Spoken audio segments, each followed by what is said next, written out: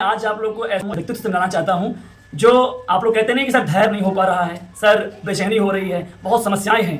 तो आज ऐसे व्यक्ति से आप मिलिए, उनसे सीखिए कि धैर्य क्या होता है, कितना धैर्य रखना पड़ता है इस कंपटीशन क्षेत्र में। और धैर्य रखने के बाद जब वो जैसे भट्ठे में जब कच्चा ईटा पकता है, जो पक के निकलता है तो खरा सोना बन जाता है। आज ऐसे ही व्यक्तित्व से आपको मिलाऊंगा मैं, आप उनसे मिलिए और सीखिए उस चीज़ को। आइए भैया का मैं सेलेक्शन हुआ है टीजीटी में, और आप लोग इनसे आप सभी मेहनती दोस्तों जो इलाहाबाद में इलाहाबाद से बाहर रह रहे हैं उन सभी को मेरा नमस्कार। मेरा नाम प्रमोद कुमार है। हम मनीष के पड़ोसी जस्टिन के पीछे वाले कमरे में रहते हैं और मुझे लगता है करीब 6-7 साल हो गया, 6-7 साल हो गए हम और मनीष साथ ही में रह रहे हैं। और मनीष की जो पढ़ाई है मुझसे ज़्यादा बेहतर कौन जानेगा, यहाँ दरअसल हम ही दो रहते हैं। तो मनीष का जो संघर्ष रहा है वास्तव में आज से नहीं, करीब मैं 2017 से आया तब से कंपटीशन में है। और हर वो कंपटीशन इन्होंने चाहे यूपीएससी का दिया या वनडे का दिया, रेलवे का दिया। इनकी बहन भी थी, वो तो मान लीजिए उनका चयन प्राथमिक 2019 में हो गया, चली गई। लेकिन मनीष के संघर्ष का मैं दाज दूंगा। मैं यहीं पड़ोस में हूँ, ये आपको दरवाजा जो दिख रहा है देखिए, ये डॉक्टर एपीजे अब्दुल कलाम के पीछे वाला दरवाजा मेरा है। इन्होंने इतनी मेहनत करी है, बल्कि हम लोग इनसे कभी कभी सीख लेते हैं यार, हम लोगों को नींद आती है, मनीष तो इतना देर तक पढ़ते हैं। लोग कहते हैं रिजल्ट नहीं हो रहा, रिजल्ट नहीं हो रहा। दोस्तों ऐसा कुछ नहीं है, मनीष का रिजल्ट आज से नहीं, और ये कोई दिखाने की बात नहीं। अगर आप कहेंगे तो प्रूफ दिखा सकते हैं कि पिछले 4 और 5 साल से लगातार इनका रिटर्न निकल रहा है, कहीं टाइपिंग में निकल रहे हैं तो कहीं एक नंबर आधे नंबर कुछ ऐसे करके पिछले 4-5 भर्तियों से निकल रहे हैं, जिसको मैं जान रहा हूँ। और हो सकता है क्योंकि हमारी तैयारी एकेडमिक टीजीटी पीजीटी हायर की रही, इसलिए मैं बहुत नहीं, लेकिन फिर भी मैं जानता हूँ। अभी हाल ही में इनके 2-3 एग्जाम निकले थे, मुझे लग रहा है बंदरोगा का, इसमें लेखपाल का, वीडियो का, और एक ये 4-5 तो अभी 1 सालों में बता रहा हूँ।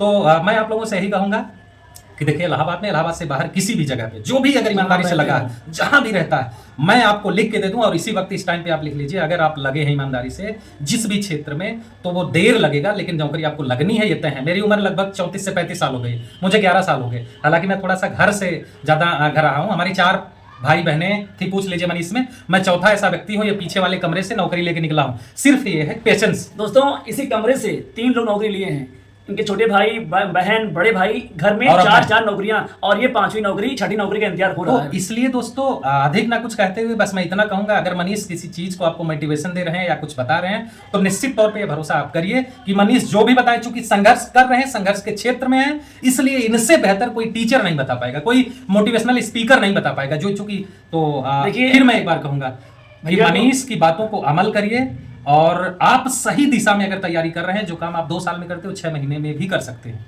तो ठीक है, बहुत बहुत धन्यवाद। हम इसलिए बुलाए थे क्योंकि आप इनसे सीख लीजिए। जो कहते नहीं धैर्य सर नहीं रख पाते, एग्जाम कब होगा, सर कब वैकेंसी आएगी। आज आपके सामने एक जीता जाता उदाहरण है। आज अपने यहाँ प्रवक्ता का कितनी बार एग्जाम निकाल चुके हैं, कभी इंटरव्यू में, कभी कहीं होता नहीं, इंसान छट जाता है। पिछली बार मेरा 2021 में, इससे पहले एक एग्जाम हुआ 2021, उसमें मैं इकोनॉमिक्स सब पॉलिटी की वजह से छट गया। दरअसल मैं इकोनॉमिक्स वाला बोला कर दिया 22 क्वेश्चन, नहीं तो मेरा रिजल्ट टॉपर से अधिक नंबर। तो इसलिए अब हालांकि मेरा बिहार में पिछली बार 3 नंबर से नहीं हुआ, आपकी बार में बिहार में अच्छे नंबर, टीजीटी में बिहार में रैंक लेके आए हैं। प्रवक्ता में भी मेरा 2 नंबर से रुका है। तो कुल मिला के ये नहीं, हम भी लगे रहे, धैर्य था हमारे पास। तो इसीलिए मैं भैया को लेके आया कि आप लोग देखिए, मैं तो कपड़ा धुल रहा था, अभी मैं इधर से कपड़ा धुलने जा रहा हूं। घबराते हैं, एक घर में 5-5 नौकरियां हैं, 5-5 नौकरियां। नौकरी लेना बहुत आसान है, पर समस्या क्या है, हम लोग को समझाने वाला कौन है, समझाता कौन है, सही से मार्गदर्शन ना मिलना सबसे बड़ी वजह है नौकरी ना मिलने की।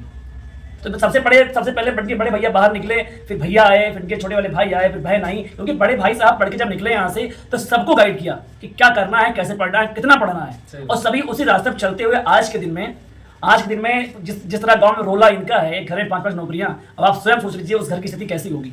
तो इसलिए मैं आपको बुलाया भैया को कि आप देखिए, घबराने की जरूरत नहीं है। आज एग्जाम आज नहीं तो कल तो होगा ही, लेकिन जब हो तो फिर ये ना रहे कि अगली वैकेंसी कब आएगी, ये ना सोचना पड़े, वही फाइनल रहे। भैया बहुत बहुत आपका धन्यवाद, और कांग्रेचुलेशन नौकरी मिलने की। और आप सभी को भी अग्रिम बधाई कि आप लोग जल्दी 2025 ना क्रॉस करिए, मेहनत कीजिए, सफल होइए, उसी में आनंद है। ठीक है, धन्यवाद। सभी भाइयों का जय हिंद और राधे राधे।